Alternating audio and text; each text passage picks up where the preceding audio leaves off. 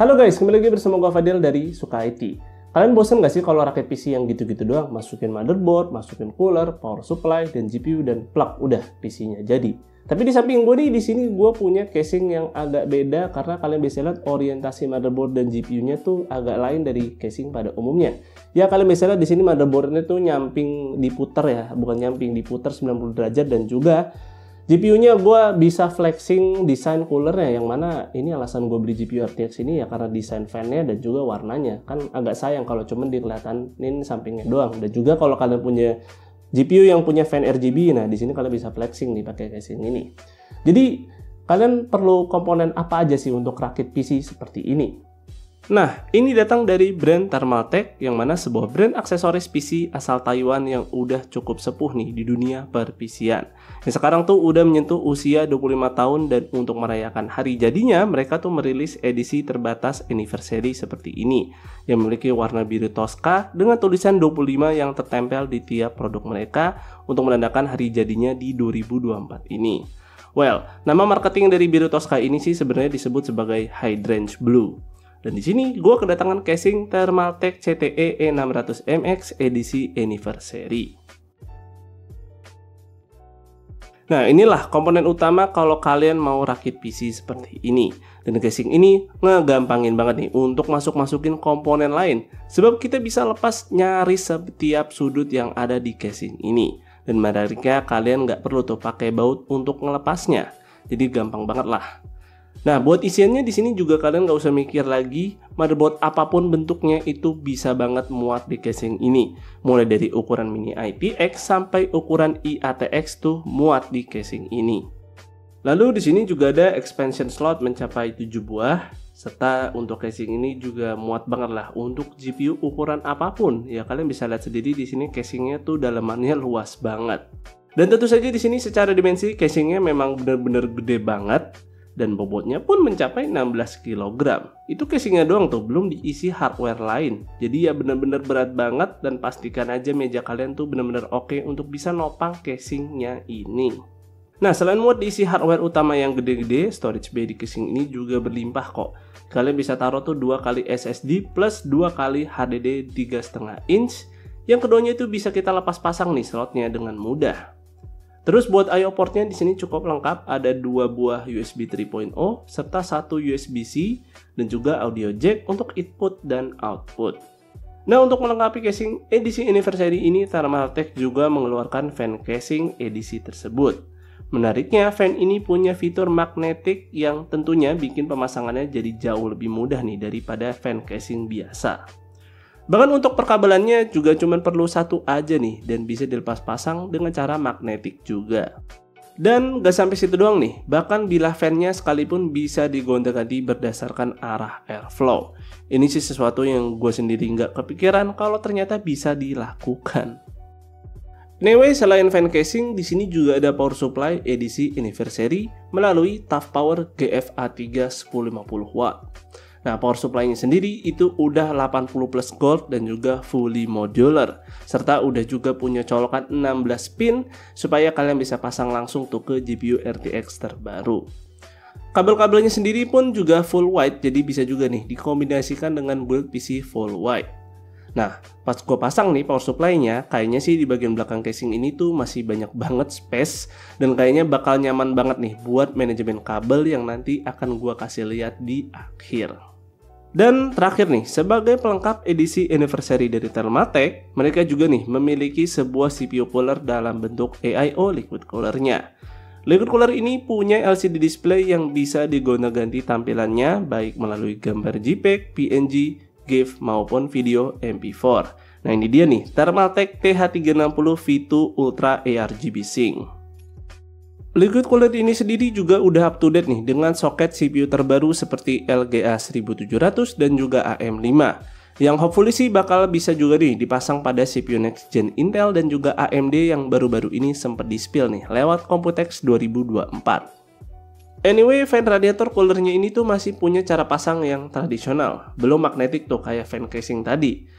Ya nggak masalah sih sebenarnya, tapi kenapa nggak dijadiin inovasi sekalian gitu sebagai produk fan dari Thermaltake gitu kan, sekalian aja semua produknya gitu kan ya.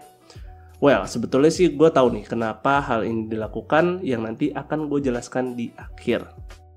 Nah, untuk software yang untuk ganti-ganti LCD displaynya tadi itu sebenarnya juga easy to use. Kalian bisa download lah di web resminya Thermaltake. UI-nya itu sangat straightforward dan apa yang ditampilkan di software itu kalian langsung tahu lah apa fungsinya. Nah, kemudian buat masukin radiator 360 mm ini sih nggak ada masalah nih di casing CTE E600MX. Bahkan mau dipasangkan dalam orientasi apapun tuh sebenarnya bebas. Ya kecuali di bagian atas ini sih cuman support 240 mm. Ya sebab kan setengahnya kalian bisa lihat tadi kan dipakai untuk expansion slot. Nah, kalian jangan tiru apa yang gue lakukan ya di sini karena udah susah-susah nih masang.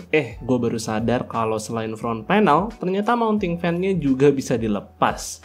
Jadi pastikan aja nih, sebelum bertingkah kayak gue ini, baca deh tuh manual book. Ya daripada ribet-ribet sendiri masangnya, taunya udah dipermudah sama casingnya sendiri. Anyway, casing ini juga sangat bersahabat nih buat yang suka masang custom water loop. Karena for your information, Thermaltake juga sangat terkenal nih menjual spare part custom water loop. So ya jelas lah, semua ekosistem casing mereka itu diciptakan untuk mensupport hal seperti ini. Oke nih, untuk sisa komponen lain hanya sebagai simbolis aja sih untuk menunjukkan hasil rakitan menggunakan semua komponen edisi anniversary dari Thermaltake ini. Nah, ini dia nih tampilan PC rakitan Thermaltake edisi anniversary. Dan pastinya gue rekomendasikan kalian nih untuk hardware yang macam motherboard dan GPU tuh punya warna putih ya supaya nggak belang tampilannya. Anyway, ada beberapa notes tambahan yang perlu gue jelaskan lagi nih. Orientasi GPU di casing ini tuh punya 3 posisi. Ada yang secara vertikal dengan tampak samping yang slot PCIe-nya itu dicolok langsung ke motherboard. Kemudian yang kedua secara vertikal juga nih, tapi yang nampak itu desain coolernya seperti ini. Yang GPU-nya sih bakal dihubungkan menggunakan riser nanti.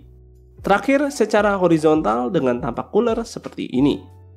Dan tenang aja nih, semua installation kit untuk masang-masang kayak gini tuh sudah disediakan semua sama casingnya dalam paket penjualan. Termasuk juga PCI risernya. Dan ini udah pakai protokol PCIe 4.0x16. Ya, so bisa keep up lah dengan GPU-GPU keluaran terbaru. Kemudian soal perkabelan, ini sih kayaknya casing paling enak ya buat manajemen kabel. Karena bagian belakangnya ini tuh luas banget. Mau lo bikin berantakan juga kayaknya bakal nggak kelihatan dan nggak bakal ganggu juga sih untuk nutup bagian panelnya ini. Dan di beberapa area side panelnya ini juga dibuat mesh ya untuk jalur masuk airflow power supply serta radiator ya misal kalian pasangnya dengan orientasi seperti gua ini. Terus buat kalian yang bingung nih kalau mau colok-colok peripheral kayak gimana, nah di sini tuh kita tinggal buka aja nih top panel casingnya untuk bisa akses I/O port dari motherboardnya dan terus nanti kabelnya itu tinggal masukin aja dari lubang yang ada di pojokan ini. Nah, gimana nih rakitan kali ini? Kelihatan keren banget kan? Dan kayaknya kalau udah ngeliat rakitan kayak gini tuh kayaknya kalau rakitan PC biasa tuh kayak ngebosenin banget nggak sih? Dan oh ya tadi gue tuh hampir kelupaan dan memang kelupaan sih sebenarnya. Jadi sebenarnya di bagian front panelnya ini tuh bisa digonta-ganti yang aslinya kan bawaannya tuh ada yang mesh ya. Tapi kita dikasih juga untuk bawaan yang tempered glass ya. Jadi kalian pengen semuanya transparan, misalkan mau flexing bagian dalam PC-nya ya itu bisa banget diganti semuanya jadi tempered glass. Jadi emang sih kayaknya si Thermaltake CTE E600MX ini tuh berlimpah banget fiturnya ya. Jadi dikasih bawaannya tuh banyak banget gitu. Nah, tapi gue sempat ngalamin juga nih sebuah masalah di mana tuh fan yang bagian belakang ini atau yang gue tunjuk ini itu sempat nggak muter, bahkan RGB-nya juga nggak nampil. Jadi gue sampai ngecek-ngecek semua kabel itu padahal udah kencang semua. Tapi tetap aja walaupun udah dicolok-colok, colok pasang tuh tetap nggak muter, bahkan nggak nyala RGB-nya. Sampai akhirnya gue ketemu di channel official Thermaltake yang nunjukin cara pasang fan ini. Kalau ternyata itu baut pemasangan yang kalian suka pasang nih kalau pengen masang fan di casing, itu ternyata gue longgarin dan ternyata fan-nya bisa muter semua sampai RGB-nya nyala. Yang kayaknya sih asumsi gue ya, kayaknya ini kan bentuk mekanisme pemasangan kan magnetik ya. Itu kayaknya konektornya tuh karena gue kurang presisi masang bautnya, dia tuh jadi agak nggak nyambung dan dia jadi nggak kedetek. akhirnya ya udah fan-nya tidak bisa berfungsi sebagaimana mestinya. Jadi ya itu fully kesalahan gua aja sih, bukan dari Thermaltake-nya. Dan untung aja dari pihak Thermaltake-nya ngasih tutorial cara pemasangan yang cukup bagus dan lengkap. Jadi misalkan kalian sempat ngalamin kayak gua tadi itu masalah, ya kalian bisa tonton video itu dan juga mungkin perhatikan hal yang gua sebutkan tadi nih. Nah, kemudian untuk hasil benchmark di sini sorry banget nih, gue nggak bisa kasih hasil benchmark karena ya literally di sini gue cuma pengen sharing pengalaman rakit di casing si Thermaltake ini doang. Dan sebenarnya sih Thermaltake juga kasih nih data pengetesan pada casing ini yang kalian bisa cek di web official mereka. Ya walau sih, sorry itu ada Shopee. Ya walau sih itu hasil benchmarknya berdasarkan tes internal mereka. Tapi ya kalau kalian telaah data-datanya itu hasil pengetesannya cukup detail dan lengkap. Ya kalau memang kalian pengen banget tuh misalkan nge-review atau ngeliat review sebuah produk tuh kalau nggak ada benchmarknya ya nggak bakal dibeli. Ya itu tuh kalian bisa baca data tersebut untuk melihat hasil data-data pengetesan airflow pada casing ini. Nah terakhir soal harga nih. Nah untuk komponen-komponen dari Thermaltake ini kalian bisa ekspektasikan sih harganya itu udah menyentuh middle end ke atas, alias karena memang brand ini tuh bersaing dengan brand-brand seperti Corsair dan juga NZXT. Tapi gue rasa sih harga yang diberikan udah cukup kompetitif dan harga untuk edisi anniversary ini tuh nggak ada bedanya dengan harga produk yang memiliki desain biasa, alias ya warna-warna lainnya ya sama aja dengan edisi anniversary ini kok harganya. Jadi Thermaltake nggak melebih-lebihkan harganya lah, kalian bisa ambil barang ini dengan harga yang sama.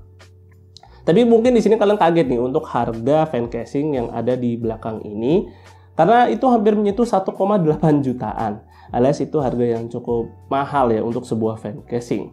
Tapi di sini gue cukup mewajari sebab di sini kan kalian bisa lihat tadi menggunakan mekanisme pasang magnetik yang mana itu memang belum cukup umum di dunia perpisian. Jadi ya mungkin cost untuk memproduksi teknologi seperti ini masih cukup mahal. Dan itu menjadi alasan kenapa liquid coolernya tidak menggunakan mekanisme pasang magnetik yang sama seperti fan ini. Ya alias itu harganya aja udah 70% dari liquid coolernya. Yang tentu kalau kalian mengharapkan liquid coolernya menggunakan mekanisme pasang yang sama, ya harganya bakal jadi lebih mahal dan kalian tidak akan sanggup untuk membelinya. Jadi ya kalian bisa jadikan hal itu untuk menjadi pertimbangan sih untuk ya memikirkan bagaimana kalian mau meminang si fan casing ini. Tapi ya gue rasa sih ini adalah inovasi yang bagus yang hopefully sih kedepannya bisa menjadi mainstream. Kalau udah menjadi mainstream kan harganya bisa lebih murah lagi dan bisa menjangkau lebih banyak orang. Ya mungkin sih segitu aja ya untuk video rakitan menggunakan komponen-komponen Thermaltake edisi anniversary ini. Dan juga sebagai bintang utama di sini adalah casing Thermaltake CTE E600MX yang gue rasa sih kayaknya belum banyak yang bahas ya di Indonesia kalau gue lihat sih. Ya mungkin segitu aja sih untuk videonya kali ini. Semoga video ini bermanfaat buat kalian. Jika kalian berkenan like dan share video ini dan jangan lupa subscribe channel Suka IT jika kalian nggak mau ketinggalan kontennya. Dan jangan lupa juga follow Suka IT di Instagram dengan nama @suka_it. Gue Fadil dari Suka IT pamit undur diri. See you on the next video. Dan hopefully kalian suka nih dengan suasana baru ini. Bye!